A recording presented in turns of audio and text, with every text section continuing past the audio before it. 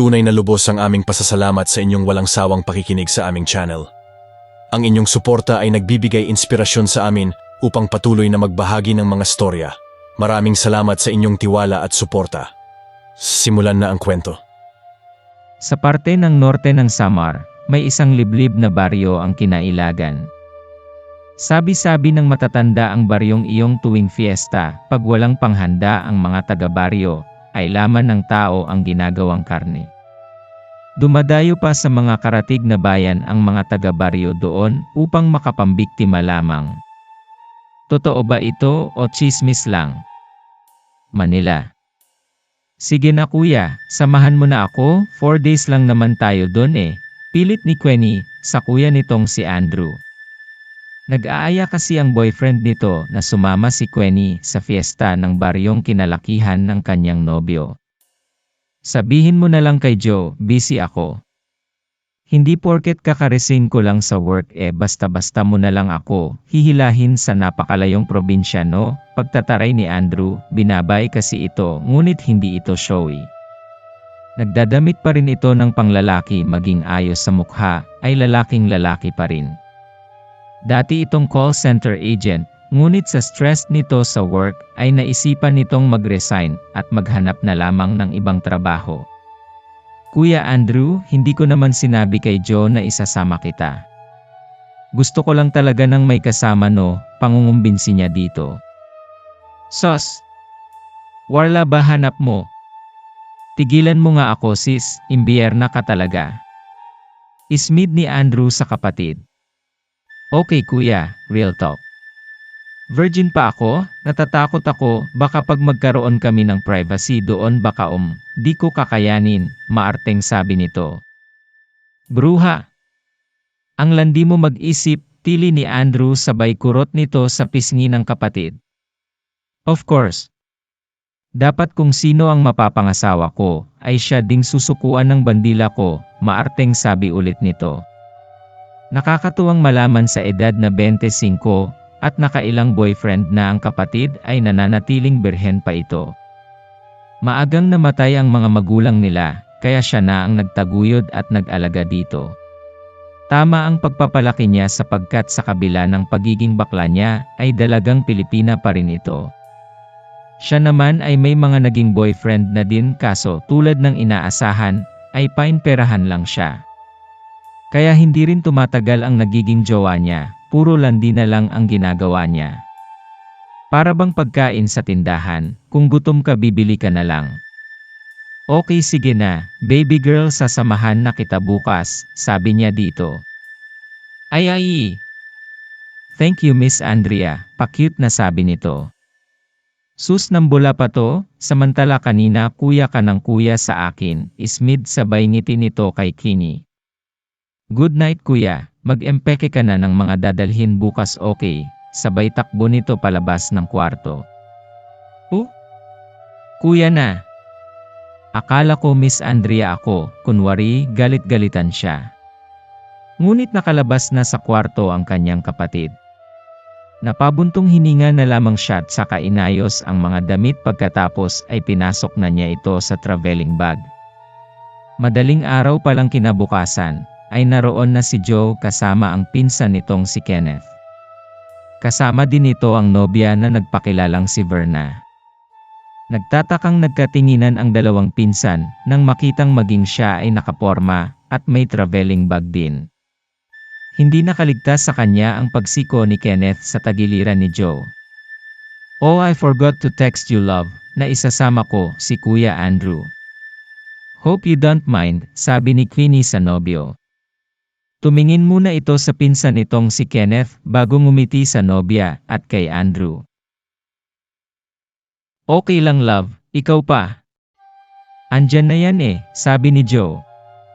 Matapos malok ang apartment na tinutuluyan ay dumiretso na agad sila sa terminal ng Cubao. Matapos makabili ng tiket ay sumakay na sila sa bus. Sa 3 upuan ay magkakatabi sila ni Verna, Queenie at siya. Sa kabilang seat naman ang pangdalawahang upuan kung saan magkatabi ang magpinsan. Kanina pa nakakahalata si Andrew na panay bulungan ng dalawang magpinsan, at si Kenneth ay masamang makatingin sa kanya. Kanina ko pa nahahalatang masama makatingin sa akin ang pinsan ng nobyo mo bulong ni James sa kapatid. Pabayaan mo na kuya, baka gusto lang nila makatabi kaming mga girlfriend nila. Kaso hindi po pwede kasi andito ka, sabay hagikhik ng kapatid. Pilit na binaliwala iyon ni Andrew, ngunit may kakaibang kaba na siyang naramdaman. Sa haba ng biyahe ay sumakit ang mga puwit nila sa kakaupo kaya sa tuwing bus stop para magsikain ang mga pasahero ay tumatayo o naglalakad sila. May mga baon naman sila kaya sa gilid na lang ng bus sila kumakain. Dumating sila sa Matnog Sorsogon hating gabi, first time sumakay ng magkapatid sa Roro kaya nag-selfie-selfie sila sa loob ng barko. At sa bawat kilos at galaw nila ay laging nakasunod ang dalawa. Ayaw niya ang mga tingin ni Kenneth sa kanya, dahil para itong nangangain ng buhay. Kung hindi dahil lang kay Verna at Kenny ay kanina pa niya ito kinumpronta dahil sa sama ng tingin nito sa kanya. Paminsan-minsan ay lumalayo siya sa kapatid at Verna, syempre para kahit paano ay may mga privacy ang mga ito para mag-usap. 30 minuto nang makarating ang barko sa Allenport, Northern Samar. Hindi na ba tayo sasakay sa bus na sinakyan natin? Tanong ni Verna sa nobyo nito nang makababa na sila ng barko. Hindi na, tricycle na lang, maikling sabi ni Kenneth. Hindi maintindihan ni Andrew kung bakit lalong lumakas ang kaba ng dibdib niya nang makaapak na uli siya ng lupa sa bayan na yon. Alauna na ng madaling araw kaya wala silang makitang tricycle. Maglakad-lakad muna tayo ganito sa probinsya Pero huwag kayong mag-alala dahil maaga naman magising ang mga tao rito kaya mamaya may masasakyan na tayo, sabi ni Joe. Naglakad-lakad muna sila sa bayan ng Allen hanggang sa di kalayuan ay may parating na tricycle. Saan kayo? Tanong ng driver na may tunong waray. Sinabi ni Kenneth kung saan sila.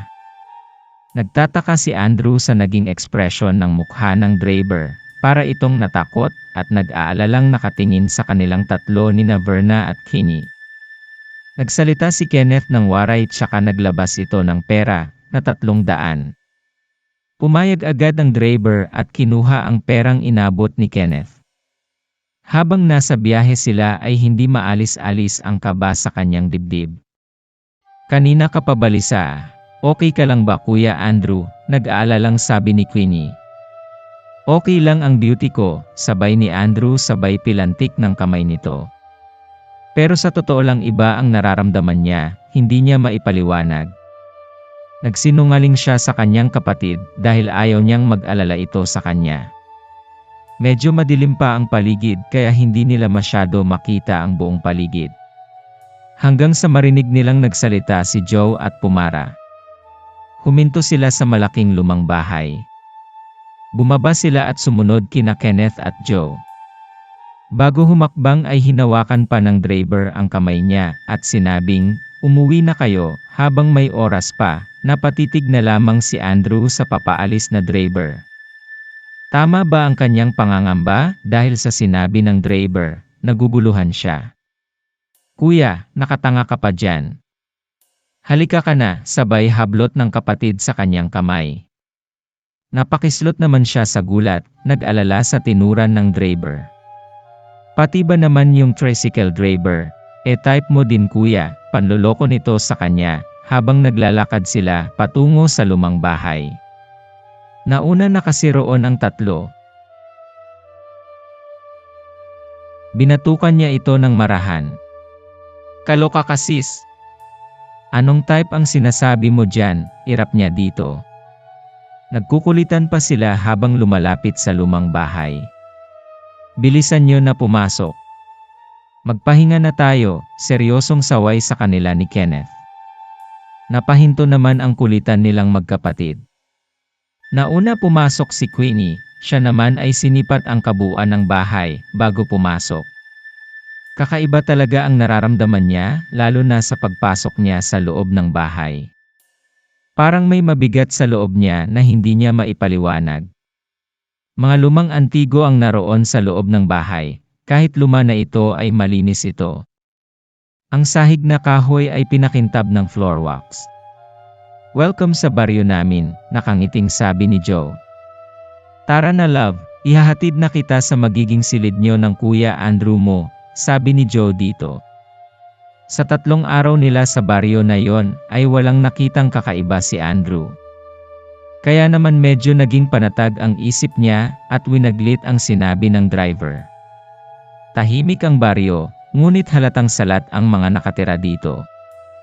Napansin niyang tanging ang lumang bahay na tinutuluyan lamang nila ang bukod tanging malaki at maayos-ayos.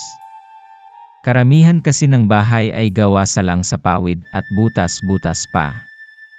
Hindi halatang magpipiesta, minsan ay nabanggit ni Verna nang minsan ay nag-usap-usap sila. Ang lungkot at tahimik kasi ng baryo. At pawang bibihira lang ang taong naglalakad. Hapon na yon at bukas na ang fiesta, nang maiisipan ni Joe na ipasyal sila sa ilog. Gurong ang tawag sa bahaging bukid na yon, kung saan matatagpuan ang napakalinis na ilog. Sa daan ay madadaanan silang palayan. Nang paparating sila ay huminto ang mga ito para tignan sila. Medyo sanay na siya dahil simulat sa pool na dumating sila at ganun na din ang trato sa kanila ng mga kababaryo. Pagdating sa ilog, napahanga siya sa ganda nito. May mga babae pa roon na nag-iigib o kaya'y naglalaba. Dali-dali naman ang mga kilos nito at mabilis na umalis nang makita sila.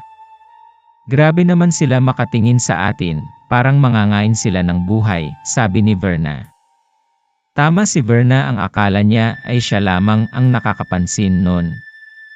Bihira lang kasi pumunta dito ang mga dayo, kaya hindi sila sanay na may mga bagong mukha silang nakikita, paliwanag ni Joe. Maghapong nagtampisaw sila sa ilog, natuwa palalo sila na pwede ding mangisda doon. Kaya naghuli na lang sila ng mga isda para ihawin, may dala din silang bigas at kaldero at doon na rin nagluto. Papadilim na nang makauwi sila. Sapagkat mga pagod sa pagtampisaw sa ilog kaya maaga silang nakatulog. Fiesta na din pala bukas kaya medyo excited na din sila. Sa kalagitnaan ng gabi ay bigla na lamang siya nagising. Bumalik ang kabang naramdaman niya dati. Bakit may nararamdaman na naman siyang may kakaibang mangyayari? Para bang may malaking panganib sa buhay nila.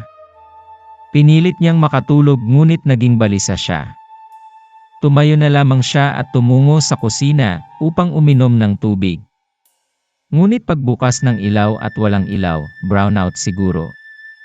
Iyon ang hinala ni Andrew. Nang may nakita siyang anino sa labas ng bintana. "Aling Marta." Mang Jose, tawag niya sa pag-akalang nanay at tatay yun ni Kenneth. Sapagkat ulilang lubos na si Joe. Ngunit wala siyang marinig na nasagot. Nakatayo lamang siya sa mesa. Nang biglang may narinig siyang kalabog sa kwarto ng magkasintahang Kenneth at Verna. Natatawa siya't alam na niya kung ano ang ibig sabihin nun. Pagtingin niya sa silid nito ay naaninag niya ang 2 bulto. Kanina pa nasanay ang mata niya sa dilim kaya kitang-kita niya kung sino yon. Sina Kenneth at Joe ayon. Napatakip ng bibig si Andrew dahil nabigla siya ang makitang halos walang malay si Verna habang pinagtutulungan ito ng 2 na buhatin. Agad siyang nakaramdam ng kaba at takot. Umupo siya sa kabilang panig ng mesa upang hindi siya makita ng mga ito. Dumaan iyon sa kabilang panig din ng mesa, kaya hindi alam ng 2 na naroon siya. Dumaan ang mga ito sa likod. Hindi na nagdalawang isip pa si Andrew, agad niya itong sinundan. Medyo may katabaan si Verna, kaya hirap ang 2 sa pagbuhat nito. Naging maingat siya upang hindi siya makita ng mga ito. Nakarating si Andrew sa plaza habang sinusundan niya ang mga ito. Nagtago siya ng maigi. Nakitang niyang may ibang mga tao roon sa plaza. Pinahiga ang walang malay na si Verna sa malaking mesa, habang doon nakalagay ang mga naglalakihan itak at mga matatalim na kutsilyo. Katabi nito ang malaking kawan na nakasalang sa apoy. Takot at nagtataka siya kung bakit ganung eksena ang nakikita niya. Ano ang gagawin ng mga ito kay Verna? Isang malaking katawan na lalaki ang naghahasa ng kutsilyo ang lumapit sa mesa. Kenneth, mukhang makolesterol to ah. Noong nakaraang taon ay payat ang dinala mo dito, sabay tawanan. Bukod na si Joe lamang ang hindi natawa. Maya't maya ay lumapit si Kenneth sa kalderong tubig na kumukulo, kinuha niya iyon at sinaboy sa katawan ni Verna. Ah! Sigaw ni Verna.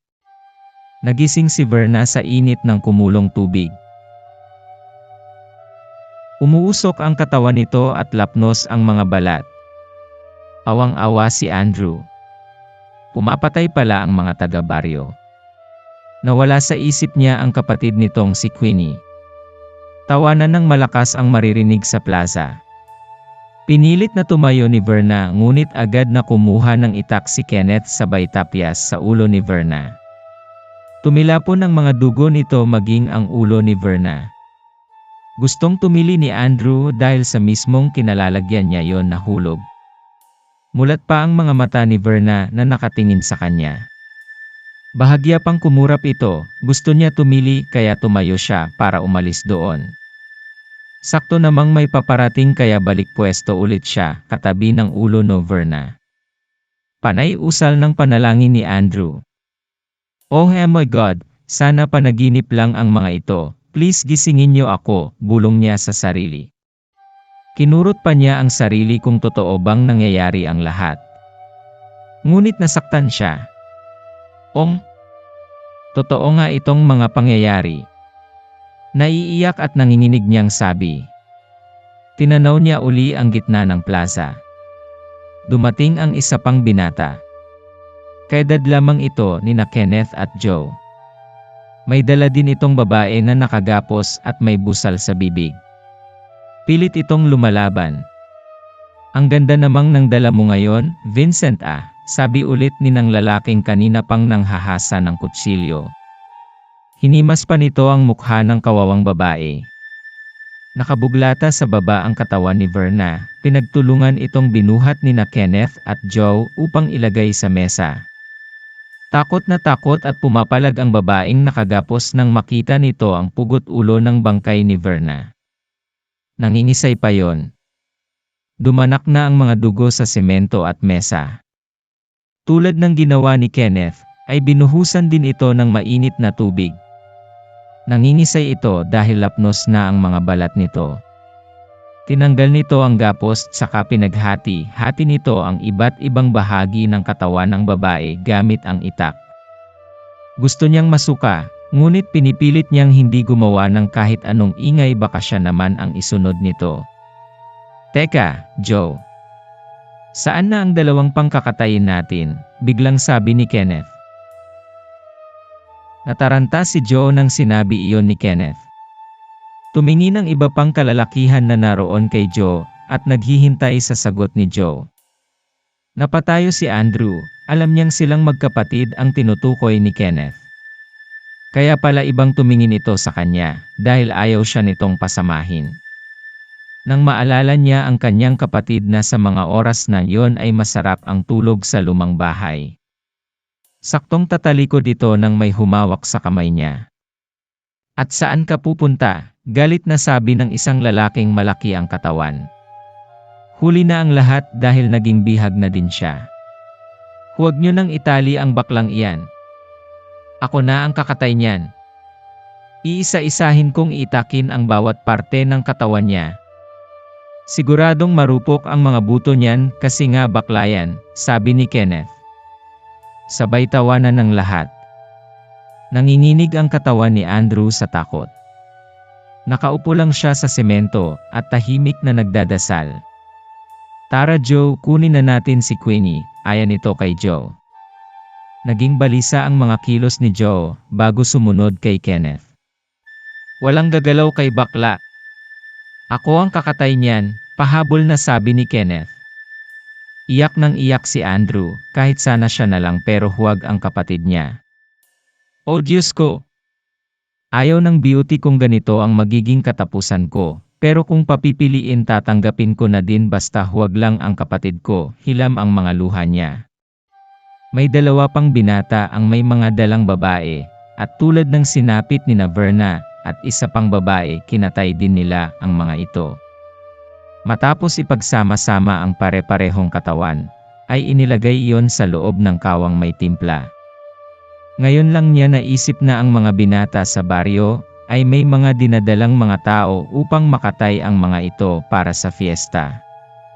Ginagawa nilang magnobya o magnobyo tsaka dadalhin sa baryo upang maging karn at maging handa sa fiesta. Maya't maya dumating si Queenie at Joe.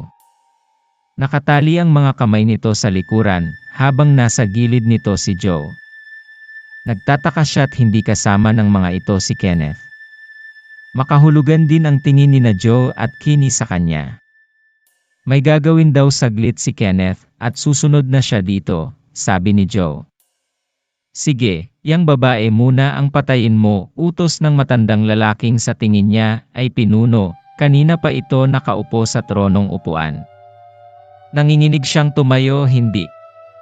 Ako na lang ang unahin niyo, huwag ang kapatid ko, sigaw niya. Abat! Ang tapang naman ng baklang ito sa pagtanggap ng kamatayan niya, sabi ng pinuno. Tawanan uli ang mga naroon. Humiga na siya ng kusa sa dugo ang mesa at napapikit na lamang. Umusal siya ng panalangin. Kuya, maging matapang ka. Kuya please, sigaw na naiiyak na si Queenie. Tinignan niya ang kinaroroonan ni Queenie. Kuya, maging matapang ka para sa akin, sigaw ulit nito at saka humagulhol ng iyak. Palapit na ang isang lalaking malaki ang katawan. May hawak itong mahaba at matalim na itak. Naalala niya noong bata siya, kahit na mahinhin siyang kumilos, oras na may nang api na lalaki sa kapatid ay lumalabas ang pagiging maton niya. Tama, para sa kanyang kapatid gagawin niya ang lahat. Nakaya niyang palakihin ang kanyang kapatid dahil matapang siya. Matapang niyang hinarap ang buhay para mabuhay silang magkapatid. Kung nagawa niyang ipagtanggol ito noon sa mga nang-aapi dito, di kaya rin niya ito ngayon. Itinaas ng lalaki ang hawak nitong itak, pababa iyon kay Andrew. Biglang upo si Andrew sa mesa, hahawakan niya sana ang kamay nito, pero nahagip na nito ang dulo ng daliri niya sa hintuturo. Hindi niya agad ang naramdaman ang hapdi. Ubod lakas niyang sinipa ito sa tiyan. Maya't maya si Joe ay kumuha ng baril sa tagiliran niyo at pinaputok iyon sa ilang kalalakihang naroon na gustong lumapit sa kay Andrew. Habang si Andrew ay isang malakas na suntok ang binigay niya nang makatayo uli ang lalaki. Kukunin na sana nito ang itak na nabitawan, ngunit inapakan iyon ni Andrew. Lumabas ang pagkalalaki nito. Pinagtatadyakan niya ang mukha ng lalaki, hanggang sa madurog ang mukha nito. Sa likod niya ay may sumakal sa lig niya, inapakan niya ang isang paa nito tsaka siniko niya ng malakas ang sikmura nito. Nabitawan siya nito. Kinuha niya ang itak at tinusok iyon sa sikmura ng lalaki. Iwinasiwas ni Andrew ang itak sa iba pang paparating na susugod sa kanya. Habang si Joe ay pinagbabaril ang iba pang kalalakihan na susugod din sa kanya. Si Queenie ay hindi totoong nakagapos, palabas lang nila yon ni Joe. Mahal na mahal siya ni Joe, kaya kumampi ito sa kanila. Pinagtapat nito ang lahat-lahat ng sekreto ng horror fiesta na kumakain sila ng laman ng tao upang maging masagana ang mga pananim nila. Dahil sumasamba sila sa kadiliman. Dahil sa laki ng pagmamahal nito sa kanya, kaya kumampi ito sa kanila. Tinali nito si Kenneth at tinago sa malaking drum sa lumang bahay. Ang balak sana ni Joe ay tumakas na lamang sila, ngunit nang malamang bihag ang kanyang kuya Andrew ay pipilitin nila itong iligtas. Maging siya ay nagugulat sa mga galawan ng kanyang kuya. Kahit bading ito ay lumalabas din pala pagiging pagkalalaki nito. Naubusan ng bala ang baril ni Joe, kumuha siya ng kahoy.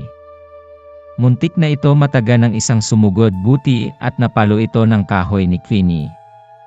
Natumba na ang lahat maliban sa pinuno at isang kasuntukan ng kanyang kuya. Tinayo agad ni Queenie si Joe. Sa likod ni Andrew ay naroon ang pinuno, dinampot nito ang itak at balak yon itarak sa likod ni Andrew habang abala ito sa pakikipagsuntukan. Nasa tabi sila ng kawan nang binigyan ito ni Andrew ng isang blowjob sa panga, saka tinulak niya iyong sa loob ng kumukulong tubig sa kawa. Ah! Sigaw nito nang malapnos na ang balat nito. Kuya! Sa likod mo, sigaw ni Queenie dahil palapit na ang pinuno sa kanya upang tarakan siya ng itak. Huli na nang lumingon si Andrew, ngunit sa pagkabigla niya tumakbo pala si Joe upang humarang. Ngunit huli na iturok na yon sa katawan ni Joe. Bumagsak sa lupa si Joe, dumugo ang bibig nito habang nakatarak ang itak nito sa tiyan. Napaatras ang pinuno at nagmamadaling umalis doon. Joe, sigaw ni Queenie, lumapit siya dito at iyak ito ng iyak. Habulin mo, Andrew at pipatayin mo siya, putol-putol na sabi nito bago nalagutan ng hininga. Joe, sabay hagulhol ni Queenie at niyakap ang nakahandusay na katawan nito. Hindi nag-aksaya ng panahon si Andrew, binunot nito ang itak na nakatarak sa dibdib ni Joe tsaka matapang na tumakbo at sinundan ang matandang pinuno. Sa gitna ng daan ay natanaw niya ito. Patakbo din niya itong sinugod at tinarakan niya ito ng saksak sa likod. Sabay bagsak ng katawan nito sa lupa. Medyo may liwanag na kaya nagbukasan na ang mga bahay sa baryo. Lahat ng nakatanaw sa bintana ay nakatingin sa kanya. Buo ang loob niyang pinugot ang ulo ng matandang pinuno at sa kanya yon itinaas. Umurong ang ibang kalalakihan na susugod sana sa kanya. Ngunit nang makita ang ulo ng matandang pinuno ay tahimik lang ang mga ito na nakatingin sa kanya. Tanda yon ng pagkatalo dahil patay na ang kanilang pinuno. Naglakad siya sa plaza habang nakataas pa rin ang ulo ng pinuno. Nasa barko na sila at payapang nakatingin sa dagat. Kuya, okay ka lang ba? Tanong ni Queenie. Napatango siya, napayuko siya, at hinimas ang putol na dulo ng kanyang hintuturo. Okay lang yan kuya, remembrance mo yan sa katapangan mo, biro ng kapatid. Ngumiti si Andrew, hindi niya lubos maisip na nagawa niyang makipaglaban. Napabuntong hininga silang magkapatid.